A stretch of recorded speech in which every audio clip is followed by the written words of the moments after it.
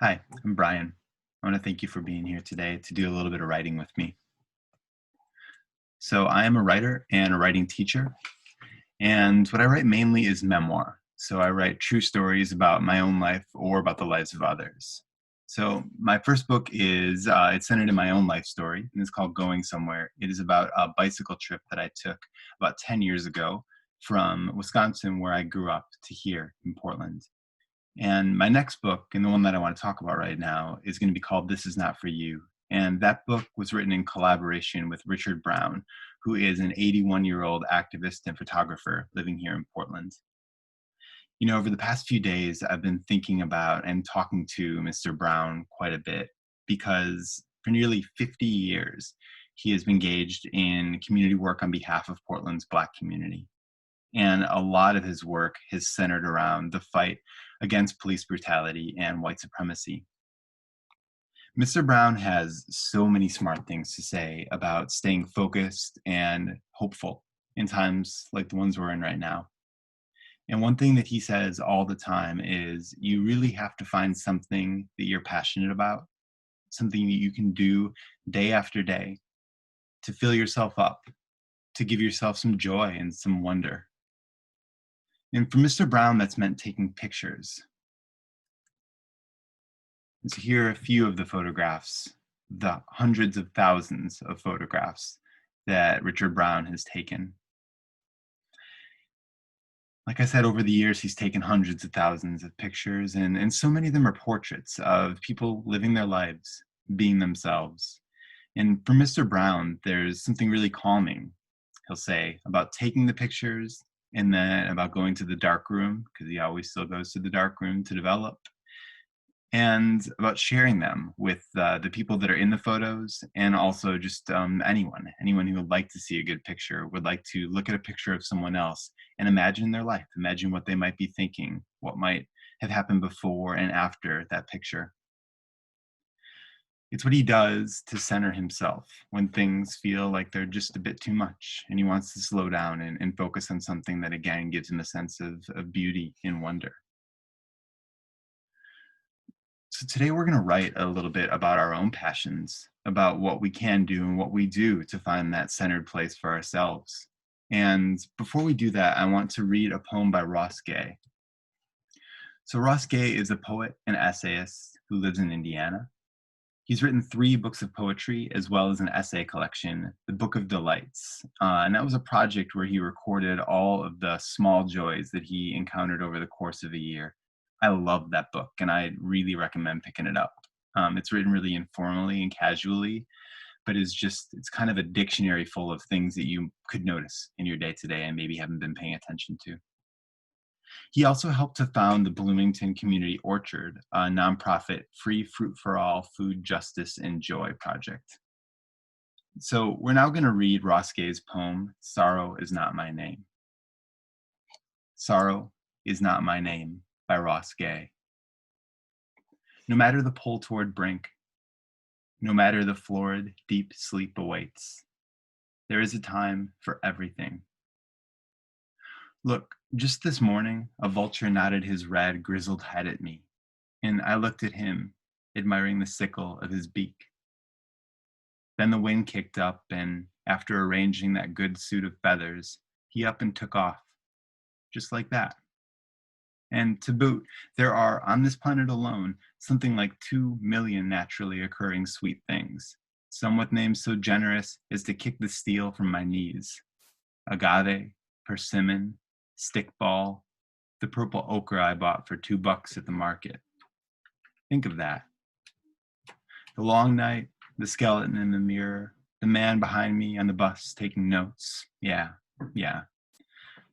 But look, my niece is running through a field, calling my name. My neighbor sings like an angel, and at the end of my block is a basketball court. I remember, my color's green. I'm spring.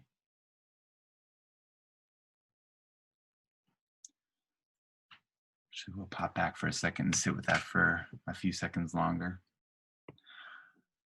I love this poem for the same reason that I love everything that Ross Gay writes. because he never ignores looking right at the hardest things, but he also is always searching for wonder and for light. In this poem, he begins obviously with the brink and with that deep sleep. And then he mentions later the skeleton in the mirror and the man on the bus taking notes. And he allows us to think about what those images might mean. So he acknowledges pain and grief and fear, things that we all feel from time to time, sometimes more than others. But he also takes all of that, and at least in this poem, he pushes it to the periphery. He allows that exist, but it does not allow it to stay at the center of his experience. And then he finds new things to look at, to center. Or better yet, he finds a new way to look at things. So he finds beauty in the feathers of a vulture. He finds beauty in the words that we've chosen for fruit and for vegetables and for games. He chooses over and over again to find one of the countless naturally occurring beautiful things on this planet. So Ross Gay finds joy and wonder in simply paying attention, and more specifically in tending plants that feed others, because that's an important part for him too, just like with Mr. Brown, sharing those photographs with others. For Ross Gay, broadening the access to those plants, those things that he loves, that's really important to him. And it's one of the things that really allows him to continue to show up in the world the way that he wants to.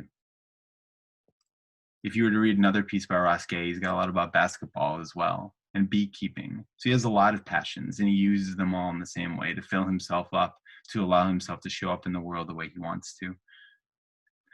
So I want you now to think about, what are you passionate about?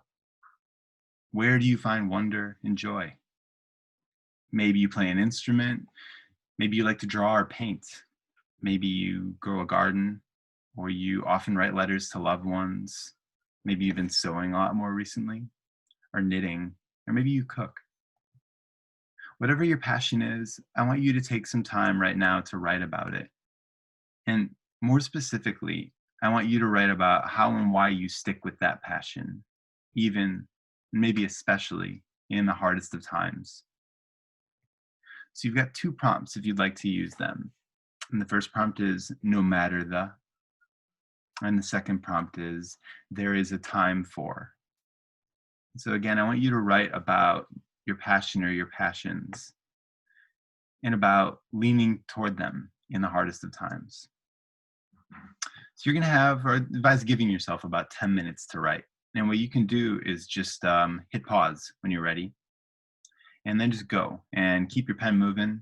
Just try to write as much as you possibly can. And I'll just sit here and wait. And when you're done, just come back and then we'll close it up, okay? So for 10 minutes, write about your passion.